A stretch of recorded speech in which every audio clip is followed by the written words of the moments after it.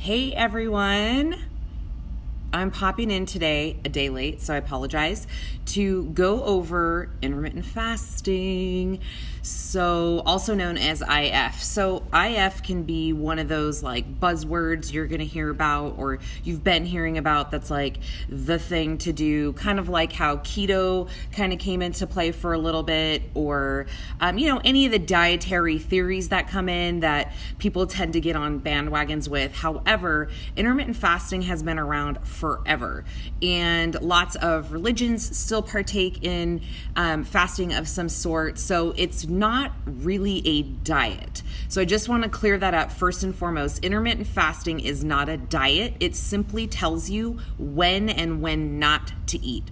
So you can do intermittent fasting and still be keto. You can do intermittent fasting and still be a vegan or a vegetarian or whatever your preference is, macros for a lot of us that are counting macros. So you don't necessarily just do IF and it's just like a dietary theory. It just tells you when and when not to eat. I've been doing intermittent fasting probably since 2014 at the end of my competition season, off and on. I love it, and I find that it has been the key to maintaining a decently level, low amount of body fat consistently. So I have floated between, when I'm not prepping, between 11 and 15% body fat for the last 5 years, which is still a really good, what they call athletic level of body fat. And I attribute that specifically to intermittent fasting. Now, I'm going to give you guys, I know the group asked some really good questions, but I'm going to give you just some pros and some cons. It's not for everyone. Definitely, you have to know yourself, know your patterns, know your eating behaviors to tell you whether or not it is for you. Like everything, I say try it on and give it a go for a week. See how it feels. 2 weeks would be best. Hunger hormones are a real thing. And if you're constantly eating at different times, which is what we normally do, right? Sometimes we get busy, we don't think about it, it's an afterthought, and then we become like super starving and hungry. And when that's always changing, your hunger hormones are all over the place. So naturally, you're going to notice things are changing and your appetite is always changing. So give yourself 1 week bare minimum, 2 weeks to like give it all you got if you want to you go in all in with it. For those of you that are doing Fierce AF, I highly recommend, if you're going to do it, why not finish out trying it for the rest of the program? We're a little over halfway through, and do it. It's 20-ish days. It's about 2 weeks, a little over 2 weeks. So you can totally do it. Okay, so pros, when you are in a calorie deficit, AKA diet, I hate using the word diet. So, for example, a lot of you ladies, we worked on macros and you're trying to be in a little bit of a deficit, right? So that way we can lose some body fat. It is an effective way to control the calories that you have in a condensed period of time. So that's just a fancy way of saying if you've got 1,400 calories or 1,600, whatever your calorie allotment is, it is giving you those calories. You're just eating them in a shorter period of time. So if you're like me, and you're up at 3:30 in the morning like I was today, and I'm not going to get to bed till probably 10:30 tonight because we have an event here at the studio. 1,400, I'm not on 1,400, I'm on about 1,800 calories right now, but even that 1,800 calories is not a lot of calories to extend over that long of a period of time. If I'm up at 3:30 and I'm not going to bed till 10:30, trying to stretch 1,800 calories, I love to eat, I love food, and that would just be torturous for me. So I didn't break my fast today until not that long ago. I want to say it was about 1:30, 2 o'clock. I didn't eat today till 2. I've been up since 3:30. So I went 3:30 to 2 p.m. Totally fine. It's normal. I don't feel like I want to punch a baby because I'm starving. My body has acclimated to that. Now, if I was used to waking up at 3:30 and eating before I went to train clients and whatnot, and then I tried to do that the next day, I would be jacked. Like I would be wanting to kill somebody probably. Nobody would want to be around me. So so this is something I've gradually worked in towards. So again, it's great if you are going into a deficit. Okay, so when you're going on a diet or you're starting to try to lose some body fat, there are going to be periods where you're going to be hungry, and that's normal. You shouldn't be ravenous and starving, but it's just that feeling of like, I'm a little bit hungry. So you shouldn't be hungry all the time, but you will have those periods, and I feel like this helps control that. I love it because it works with my schedule. I don't want to be eating at 3:30 in the morning. I'm training clients in the morning. I'm trying to get work done. I'm trying to homeschool my son. I get so much shit done because I'm not busy trying to eat all day long. I get all of my high level, high focus activities done early in the morning. That requires a lot of mental brain power when I'm fresh. Intermittent fasting has given me so much more, focus, laser beam focus and clarity. And it's proven scientifically. So you ladies can feel free to Google the shit out of stuff. I have done lots of my own research, my own anecdotal research, working with competitors before and having them do intermittent fasting when they're going into a cut right before getting on stage and things like that. This is not just for competitors, by the way, but it's great because I let it work with my schedule. I don't eat until after 12:30, between 12:30 and 2, and then I stop eating generally around 9 p.m. and that's my eating window. Works well with my schedule, and like I said, I get a lot done. I don't have to worry about, I need a snack right now. It's been 3 hours. I need to eat. The word breakfast literally means breaking your fast. It doesn't really mean like the first meal you eat in the morning. It's just breaking your fast. I still eat breakfast for breakfast foods. I just eat them at dinner. So I'm still getting like protein pancakes. You guys see my posts and stuff, protein pancakes and protein waffles. And when I was eating meat like bacon and things like that, I would just eat them at dinner time. So you could still have breakfast foods, you just eat them at a different time. I like it. Another pro is it doesn't have me feeling food obsessed. So once you get past that like initial kind of settling in phase with intermittent fasting where you're like, this is weird. I usually eat by like 8 or, I'm usually having like a meal and a snack by this time. Once you get sort of like past that and I sip on green tea, my just goal, and it's always been, you guys see me carry that super ugly water Hydro Flask jug around, is I fill that sucker with tea of some kind. Right now it's green tea because I'm in contest prep and I just love the extra boost of antioxidants in my system. So I will drink an entire thing of green tea before I even eat a morsel of food. So I think that thing is like 64 ounces of fluid is in my system. Kind of helps blunt hunger a little bit too. I'm not food obsessed. I'm not walking by, anyone eating. It doesn't even faze me. Like I just know the hard and fast rule is I don't eat anything until after this time. Now, I will say caveat, the only exceptions I do make and are fine with me at this point because I've been doing it for so long is typically Sundays we go to breakfast. Because my family doesn't fast, my boyfriend doesn't fast, and so we will go, and it's kind of like our little tradition thing. We'll go have breakfast, and I usually break my fast around 10:30. But other than that, it's hard and fast. I stick to those eating windows. The other pro is it should feel easy 90% of the time. It shouldn't feel like you're clawing your face off and you hate it.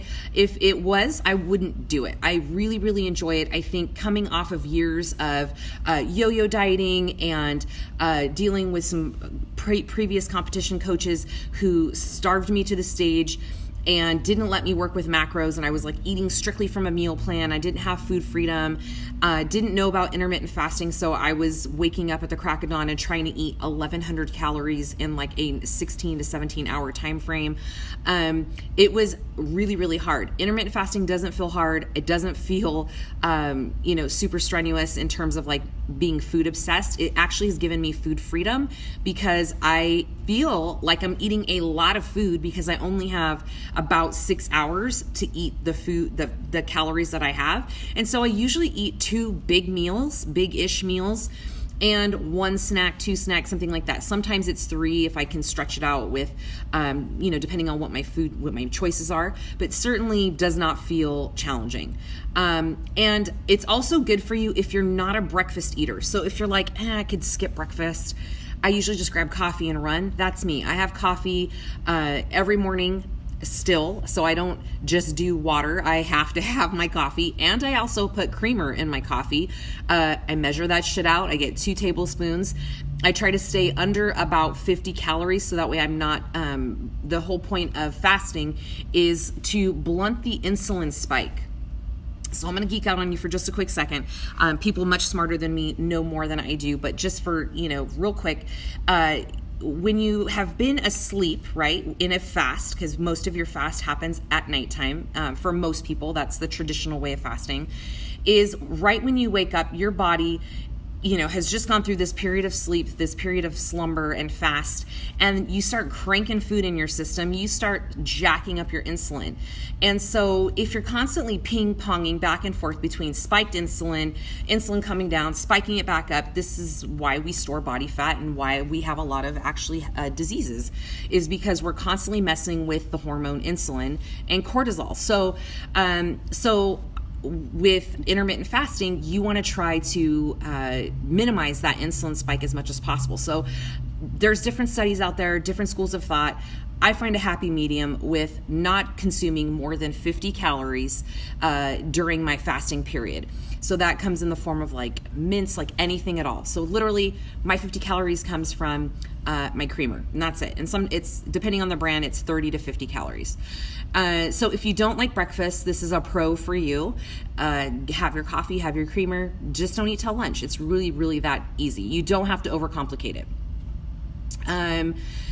This also has been shown to decrease your risk of diabetes. So if you have that history in your family, or you have had gestational diabetes before in the past, again, always listen to the advice of your doctor, but it has shown to create some sensitivity to insulin. So that way you're not at risk and have those, lingering or looming health effects kind of at your in your future. So that is another benefit to intermittent fasting. My personal favorite, aside from the whole mental stuff with like binging and all that, is that it gives your body a break from digestion. So if you are constantly eating all day long, the only break you have is definitely just at nighttime when you're sleeping. You're at risk also for some kind of like intestinal kind of like diseases / problems with digestion and elimination and constipation and diarrhea and things like that. When you give your body a break, it's your own way of internally detoxing kind of every single day without having to do like a detox tea or things like that. So giving your body a break from digestion is a great thing to do. So that's also another pro to intermittent fasting. Now, some cons to intermittent fasting: you need to be consistent as you can with your eating windows. So breaking your fast around the same time every day, stopping your meals at a certain time every day. So you wouldn't want to do like a 10-hour fast one day and a 20-hour fast another day. And you want to stay as consistent as possible, because of those hunger hormones are going to mess with you. Trust me, because I went about it all wrong the first few times I did it. Sorry, my feet are going numb. And so you want to make sure that you are as consistent as possible. Now, there is a great app for this, right? This wasn't around. Well, if it was, I didn't use it back then. I don't use it now because I've got this kind of nailed down. But a resource for you ladies, if you want to try out intermittent fasting, is an app called Zero, and it's free. So you can download it, put it on your phone, and do a custom fast and start out really, really small. So what I suggest is you don't let your eyes get bigger than your stomach and think like, I'm going to go in a 16-hour fast because, Diane does 16 to 18 hours. So you want to set your window and start really, really simple. Like if you normally eat at 8 a.m. every morning, I just want you to bump it 30 minutes. Like I'm going to try to eat at 8:30 or 9 o'clock, right? And 30 minutes to an hour. Do that for about a week. Then the next week, add on. If you're like, okay, I got this under control. It's good. I'm fine. We're great. then add on another 30 minutes to an hour the next week, and gradually work yourself up. Now, I do this when it comes to competition prep. The last 2 shows that I did, the last 2 weeks, I was fasting 20 hours a day for 2 weeks. So I would go 20 hours without eating, and I would eat my calories within 4 hours. Now, I don't always recommend that, but I was trying to shred down the last little bits of body fat that I had so I could get on stage in my G-string bikini and do my thing at 4% body fat. And so I was consuming at that point about 1,200 calories, which actually isn't that terrible, but I love me some food. So I knew that 1,200 calories was gonna feel like I was dieting. So I only wanted 4 hours to consume those. And those 4 hours, I was like, I'm full, I'm good, 1,200 calories. Like, I felt great, stuffed, good to go. But I incrementally worked up my fasting window to that time. I didn't just jump in and do 20 hours from 16, or 18 or whatever. So gradually with time. Another con is it may trigger binge habits if you go too long and you have been prone to like bingey episodes.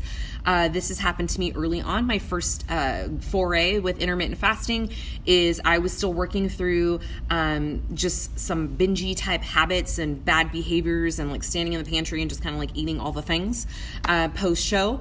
And so it took me a minute to settle into intermittent fasting and really work through that. So if you have those bingey type of, if you have like that bingey type of dieting personality where you're like, oh no, I know I will just lose my shit and just eat everything if I fast, then it's probably not the best thing for you to do, one. Or if you do it, work yourself into it super, super slowly and take your time and be patient with it. Now, caveat, intermittent fasting, like I said, just tells you when to eat. It doesn't matter if you fast for 16 hours and you still eat like a truck driver, you're gonna gain weight. So this is not like the silver bullet. It's just literally giving you a shortened period of time to eat your calories and still be tracking your macros. So you're doing 2 really intelligent and mindful things, which is eating your calories in a shorter period of time and also watching and tracking your macros. You still need to be in a caloric deficit. So that's basically what I'm trying to say here. So at the end of the day, intermittent fasting will work if you're still in a caloric deficit. If you're not, and you're like, yeah, I'm gonna, fast for 18 hours, but I'm gonna eat 4,000 calories in my eating window, it's not gonna work. So definitely keep that in mind if you decide you wanna try intermittent fasting. I have some questions here that I wanted to cover too. Crystal says, what part of the day is best for IF and how long in one day should IF last? So the part of the day that I find most everyone is successful with intermittent fasting, and the only exception to this rule are night workers, right? That sounded bad. Night shift workers. So if you are working like swings or whatever, it's really hard to get consistent with IF. Not impossible. If that is you and you want some help with that, certainly send me a message and we can talk about how that would work for you. But if you think about it, the easiest thing to do is you are already fasting while you're sleeping. So that's where a bulk of my fast happens, except for the days that I'm up at 3:30 in the morning. But most of my fasting window happens while I'm sleeping. So think about it. If you go to bed at 9, and we're just going to use easy numbers because math ain't my thing. But if you go to bed at 9 and you wake up at 9, you've already fasted for 12 hours. Sweet. Awesome. You're already doing some form of fasting every single day. Now it's just extending that out a little bit incrementally to make intermittent fasting a little bit longer, to reap some of those benefits from fasting, to not be spiking insulin and playing with that. So definitely the evening after you eat dinner and trying to get consistent with your meal times with dinner and then sleeping through your fast is the best. How long in one day should you fast? I kind of covered that already. Totally dependent on you, where you're at with your calories. If you have less calories, sometimes it's easier to extend your fast, right? So 16, 18, 20 hours you can even go. There's even such thing as alternate day fasting, which Coach Gina has done. I did I've done it a few times, not my favorite. I don't like to go a whole day without eating unless I'm traveling. Sometimes I will do that if I'm going to be on a plane. Sometimes when I go travel to see my son in South Carolina, I just won't eat at all for almost 24 hours. Totally fine. Feel great. It's a great way to go into a caloric deficit, because if you think about it, a whole day without eating cuts about, just depending on where your calories are, anywhere from, 1,400 to 2,000 calories out of your week. That can attribute to some fat loss for sure. So again, just depends on where you want to start and how far you want to push it. If you already struggle to eat enough meals times / calories in a day, can intermittent fasting still be helpful? Diane asked that. I don't find that this is a common thing, and I find that we actually are eating more than we think we are eating. This is just from working with women for over 10 years, is that we often miss the mark on how much we think we're eating. We think, oh, I only eat 2 meals a day. I'm not really eating that. I can't get that many calories in. But I'm almost certain, I could be wrong, if you were to weigh out your portions, really get super technical and diligent in tracking your macros, you may be shocked to find that you are eating at or more than your calories. However, if I am wrong, which I am sometimes, if you already are struggling to get your calories in a normal eating window, then yes, intermittent fasting probably is going to be incredibly challenging for you to try to eat those calories in a smaller period of time. So again, I would say first and foremost, track your shit. Make sure that you are really aware of what your calories are, your macros are. And, I'm pretty sure 1,600 calories goes really fast, and it really does. It sure does. So that's kind of my 2 cents on that. Denise says, how often should IF be incorporated? ? Daily. So yes, I intermittent fast daily. A lot of people who adhere to intermittent fasting do it daily. You can also do, like I said, alternate day fasting, where you just fast once a week. Where you just give yourself a break from digestion and allow yourself to go into that caloric deficit. So what that would look like is you would stop eating at, let's say, 9 p.m. and you wouldn't eat again until 9 p.m. the next day and have like a large dinner or something like that. So you can certainly do it daily. And it's healthy. It's totally fine. A lot of physicians who are educated properly in nutrition and digestion, which a lot of physicians are not, will advocate for some type of fasting, and that it's totally okay unless you have a health condition. Next question. If I do intermittent fasting, should it be for a specific number of days? Again, kind of covered that already. You can do the alternate day fasting. However, you need to know your eating personality. I personally don't prefer that. If you're like, hey, I'm good, like I could totally do without food for a day, like high five to you. And you can certainly look into alternate day fasting. A good resource for that is Brad Pilon. He is a pioneer in the industry. Also, Sarah Salmon is as well too. I've met Brad. He is a very brilliant man when it comes to working with fat loss and fasting and the different types of fasting out there, the different days and stuff. Let's see. Katie says, if you do IF, does your daily calories, protein goals change? No, not necessarily. Like I said, intermittent fasting is just going to tell you when to eat those calories. The only time that I said, like I had mentioned, that changes is if you want to get pretty like dialed in, like I'm talking like, a competition or something like that, and you really need to go into like a fierce cut.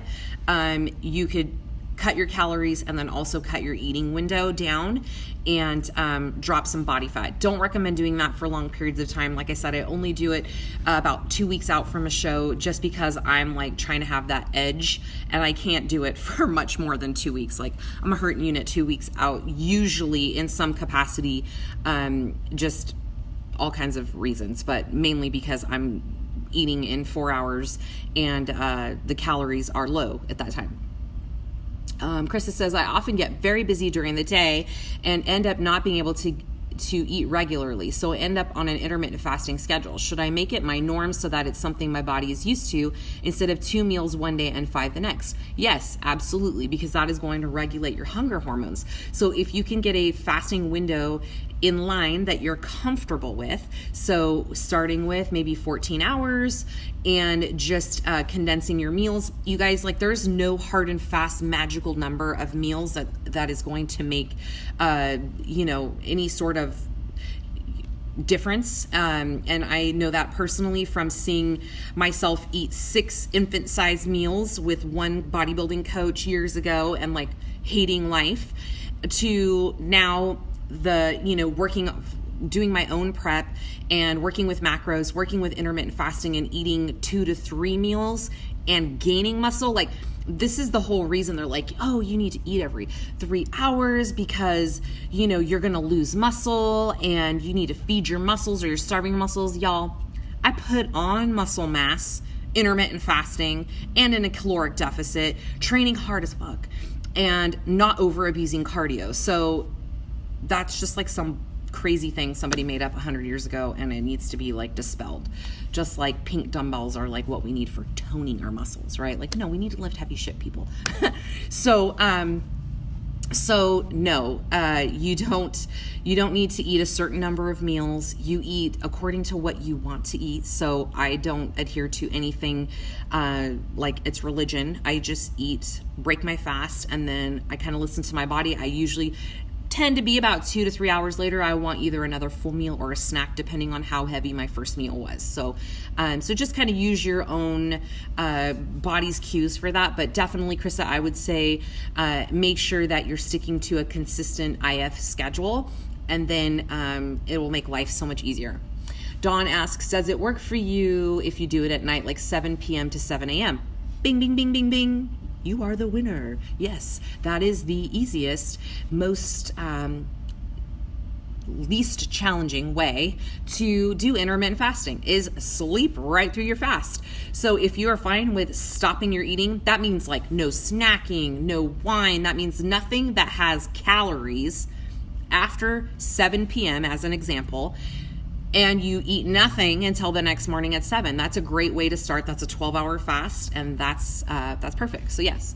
Victoria says, how do you handle headaches from not eating? Happens to me if I don't eat regularly. This is something you're going to have to play with, experiment with. Like I mentioned earlier, ease into it. Start with just 30 minutes later than you're used to. Sometimes that happens if you cut everything out, especially caffeine, and you're like, oh, I'm not going to have caffeine because I put creamer in it, Caffeine, you will get some gnarly headaches if you try to detox from caffeine cold turkey. So play around with that. I find that your body just needs some time to acclimate. For most people, 2 weeks, and baby stepping your way into it, 30 minutes every week or every few days. Once you notice you're like okay with it, it hasn't made you kind of crazy or start with headaches or anything like that, definitely baby step your way into it. I haven't had that happen. I actually find extreme mental clarity with intermittent fasting. I know, I think Gina's not really on Facebook anymore, but Coach Gina, but like Tammy P, who's in this group as well, she does fasting. Her and I are like kindred spirits on this whole topic. I'm super passionate about it, not only from a dietary fat loss standpoint, but from a longevity and lifespan standpoint. Just having less shit in your guts, just sitting there and kind of like festering and eating super early and spiking insulin and all the things. So I'm obsessed, passionate about intermittent fasting, and I've kind of converted quite a few people. So yeah, your homework, if you are interested. Oh, Elsie says, hi Elsie, how many hours do you eat? Depends on your fasting window. I think I may have answered that, but for myself personally, I'm not sure if that's what you're asking. For myself personally, I break my fast between 12:30 and 2-ish right now, and then I try to stop eating by 9. So my eating window varies just a little bit, but 12 to 9, no, generally about 1 to 9. So what is that, 6, 7, 8 hours? I don't know. I suck at the math. But yeah, that's going to be like my eating window, and then my fasting window is obviously greater than my eating window. So I'm fasting longer than I am eating. So your homework is try skipping breakfast. Just don't have food for breakfast. Extend that window out incrementally, slowly. Coffee's okay. Try to consume less than 50 calories if you're going to do some coffee and creamer, because let's face it, creamer is life. Like, coffee is just the vessel in which it carries the creamer to my face. So yes, it's fine. Just make sure you measure it and you're not like dumping, because I could totally, like, my coffee is white almost sometimes if I'm not careful. So I measure it out. I have a tablespoon next to my coffee maker because I just want to make sure everything's accurate. Another kind of like high level tip is when you break your fast, you should break it with protein and veggies first if you can. And that is because simply your body has been in this fasted state, and you don't want to go cramming a bunch of sugar and shit in your body and then kind of negate the whole point of like fasting and keeping your insulin levels low. So break it with like a protein shake if you need to first, and then if you want to do your protein pancakes or whatever, that's totally fine. But break it with some kind of protein first, protein shake, some egg whites, some chicken, whatever, and some veggies first before you go cramming in like a protein bar or something that's going to spike your insulin, sugary cereals, things like that, yogurts and stuff. So try to keep the sugars low with your first meal when you break your fast. Most of your fast happens at night. Try to keep it at the same time every day. Helps keep your calories in check. Try to stop eating at the same time. This will keep your hormones in check. If you're eating more than you need for your body to lose body fat, you're still going to gain weight or not drop body fat. So keep that in mind. Use it in tandem with macro counting. Again, it's not the end all be all answer for everyone. But like I said, working with competitors and bikini athletes and figure athletes, myself personally, it's just a great way to keep body fat low, eating a smaller amount of calories, mental clarity, improved digestion. It's almost, it's like the fountain of youth. You can look up, if you guys have tried Bragg's apple cider vinegar, the Braggs, that's their last name. It's like, I think it's like Virginia and Robert Bragg. I don't even know. That's probably not their name. But if you look it up, they have a great book on fasting. Gina gave it to me years ago when I first started getting interested in it. And they talk about all the health properties or the health benefits related to fasting. There's tons of research on it. This is not some fad thing. Like I said, it's been around forever. It's just people are kind of doing it a little whack and getting a little crazy with it. And, you just have to be smart about it. So hopefully this video was helpful. If this has sparked like a whole new slew of questions, by all means, like plug them in the comments below and or shoot me a message, and I can totally do another video and help you guys out with it. But again, give it a shot. Download the app. It's called Zero, and it should be able to send you like some notifications and whatnot to help you keep on track with your eating windows and your fasting windows, and play around with it. Let me know how you do. I'd love to know. All right. Bye, guys.